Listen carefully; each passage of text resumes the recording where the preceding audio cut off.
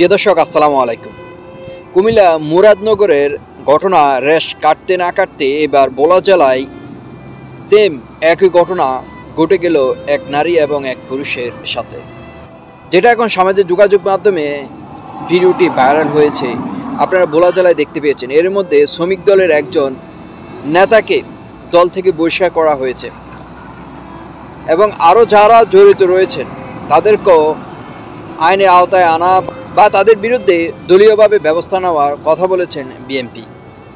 প্রিয় দর্শক, যদি মূল ঘটনাটা বলি, ভোলা জেলায় কুমিল্লা মুরাদনগরের ঘটনাটা ইতিমধ্যে আপনারা সকলেই জানেন, কয়েকটা ভিডিও বানাইছি।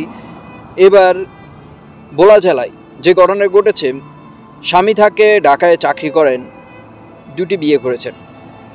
তো রীতিমতো দ্বিতীয় স্ত্রী তাকে ফোন দিয়ে তার বাড়িতে নিয়ে যায়।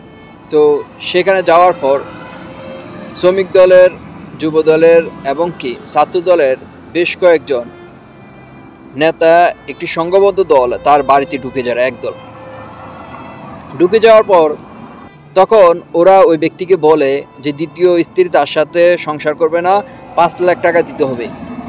এর মধ্যে তাকে তো হাত পা বেঁধে, আপনি ইতিমধ্যে সামাজিক যোগাযোগ মাধ্যমে দেখতে পেয়েছেন, শরীরে একটি জামাও ছিল না, রড দিয়ে যা করার করতেছে। তারপর এই খবর শুনে তার প্রথম স্ত্রী এই বাড়িতে আসেন, 5 লাখ টাকার কিন্তু দাবি করেন। তো প্রথম স্ত্রী আসার পর তারা দেন দরবার করে 1 লাখ টাকার পর্যন্ত কথা বলেন। তখন প্রথম স্ত্রী শ্বশুরকে ফোন দিয়ে 1 লাখ টাকার আনার কথা বলে।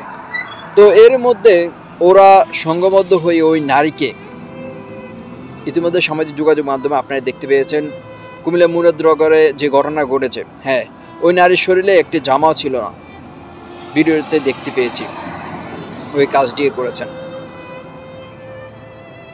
আমি বলবো একটি দুটি যদি ঘটনার যদি সম্পূর্ণ ভালোভাবে বিচার হতো, দৃষ্টান্তমূলক, তাহলে দ্বিতীয়বার আর কেউ করার সাহস পেত না। যে দলেরও হোক, আমি এটা তীব্র নিন্দা প্রতিবাদ জানাচ্ছি, তাদের শাস্তি হোক। ভিডিওটা ভালো লাগলে শেয়ার করবেন।